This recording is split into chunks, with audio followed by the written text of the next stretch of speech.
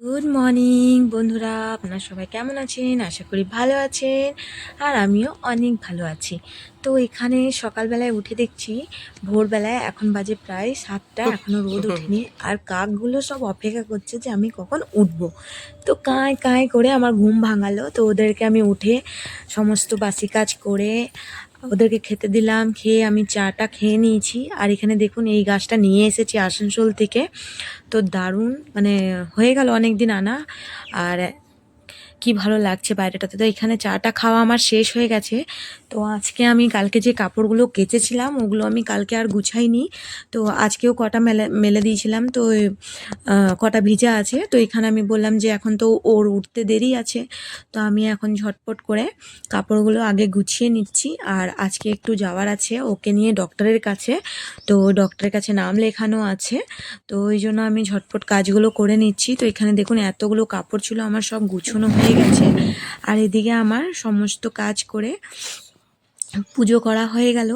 নিয়ে এখানে আমি চান টান করে পুজো করে নিলাম ঠাকুরকে নিয়ে। এবার আমি বেরিয়ে যাব ওকে ডাক্তার দেখাতে। ডাক্তার দেখিয়ে আসার পরে রান্নাটা করব। তো এখানে আমার পুজো কমপ্লিট হয়ে গেল। আর পুরো ভিডিওটা দেখবেন, আশা করি ভালো লাগবে।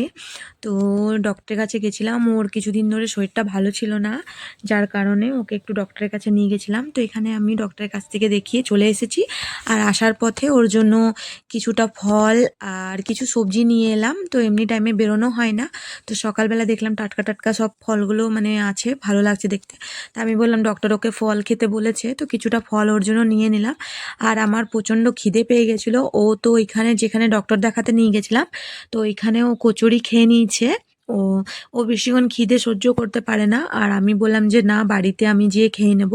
তো কালকে আর সন্ধেবেলায় ও সিঙ্গারা নিয়ে এসেছিলো আর আমার জন্য দুটো টিপা কচুরি এনে দিয়েছিল। তা আমি রাত্রে কালকে সন্ধ্যাবেলায় নিয়ে রেখে দিয়েছিলাম যে আজকে খাবো। আর আমি যখন আসছি তখন বাজারে দেখছি যে সজনে ডাঁটা উঠেছে, একদম কচি কচি ছিল। এখন তো প্রচুর দাম আছে। আর সজনে ডাঁটা আমি খাই না, আমার হাজব্যান্ডই খায়। ওর পাতলা ঝোল খুবই ভালো লাগে, তো ওকে বেগুন আলু দিয়ে ঝোল করে দেবো।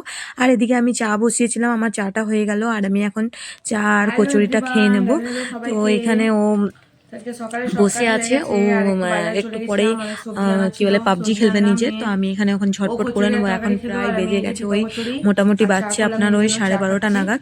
তো এখন আমি ঝটপট জল খাবারটা খেয়ে আর রান্নাটা বসিয়ে দেবো, কেন অনেক লেট হয়ে যাবে। নিয়ে এখানে দেখুন আমার সব সবজি কাটা হয়ে গেছে। আর এই ঝোলটা গরমের দিনে এত টেস্টি লাগে না, মানে কি বলবো। আর আমি কোনো মশলা দিই না, শুধু কালো জিরে ফোড়ন দিয়ে করি। খুবই টেস্টি হয় খেতে, আর শরীরের জন্য প্রচুর উপকারী এটা পাতলা ঝোল মশলা ছাড়াই। তো এদিকে আমার ভাত বসিয়ে দিলাম, আর কিছু করব না, শুধু ভাত আর আপনার এই ডাঁটা আলু দিয়ে একটা ঝোল করে দেবো পাতলা। তো এখানে আমি কালো জিরে ফোড়ন দিয়ে আলুটা দিয়ে নিচ্ছি। আলুটা হালকা লাল লাল ভেজে তারপরে এর মধ্যে সজনে ডাঁটাটা দেবো। তো এইভাবে একবার আপনারাও বানিয়ে দেখবেন, এটা শরীরের জন্য অনেক উপকারী। আর সজনে ডাঁটাটা সত্যি শরীরের জন্য ভালো। তো এখানে আমার একটু নুন হলুদ দিয়ে দিলাম আলুটার মধ্যে। এবার আমি নুন হলুদ দিয়ে ভাজলে না খুব টেস্ট হয় তরকারিতে, কালো জিরে ফোড়ন দিয়ে করলে অনেকটাই টেস্টি হয়। তো এখানে আমি একটা টমেটো দেবো, এখন শীতকালের দিন তো, আর কি সুন্দর মানে দেশি টমেটো পাওয়া যায়। তো এখানে আমি নুন হলুদ দিয়ে দিয়েছিলাম, আর বেগুন আর ডাঁটাটা আর আপনার টমেটো সব কিছু একসঙ্গে দিয়ে দিলাম। দিয়ে এখন একটু ভেজে নেব। আর টমেটোগুলো হালকা গলে গলে এলে এর মধ্যে জল দিয়ে দেবো। তো এখানে ভালো করে ভাজা হয়ে গেছে, এবার আমি জল দিয়ে দিলাম এর মধ্যে। আমি একটু পাতলা করে ঝোলটা করব। তো আর ওর মধ্যে 4-5টা কাঁচা লঙ্কা দিয়ে দিচ্ছি, আর কিছু দেবো না, কাঁচা লঙ্কাটা দিয়ে আর আমি ঢাকা দিয়ে দেবো। তো নুনটা আমার মনে হলো একটু কম ছিল, তো আমি আর একটু দিয়ে দিলাম। তো এখানে আমি ঢাকা দিয়ে দিলাম। আর এইদিকে আমি সব মশলাপাতি যা আছে ওগুলো রেখে নেব। তো আজকে আর শরীরটা ভালো লাগছে না, কারণ সকাল থেকে এত হড়বড় হড়বড় হড়বড় করে কাজ করলাম, মানে প্রচুর থকে গেছি। আর এবার মনে হচ্ছে চুপচাপ শুয়ে যায়, যে পরে আর কিছু ভালো লাগছে না। তো ওকে করে দিয়ে আমি একটু ঘি দিয়ে আর কাঁচা লঙ্কা দিয়ে ভাত খেয়ে নেবো। আর ও সজনে ডাঁটার ঝোল দিয়ে ভাত খেয়ে নেবে।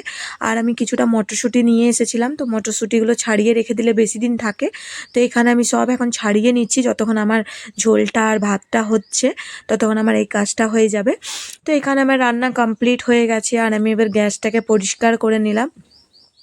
গ্যাসটা পরিষ্কার করে নিলাম, ওকে খেতে দিয়ে দিয়েছি, ও খেয়ে নিয়ে চলে গেল।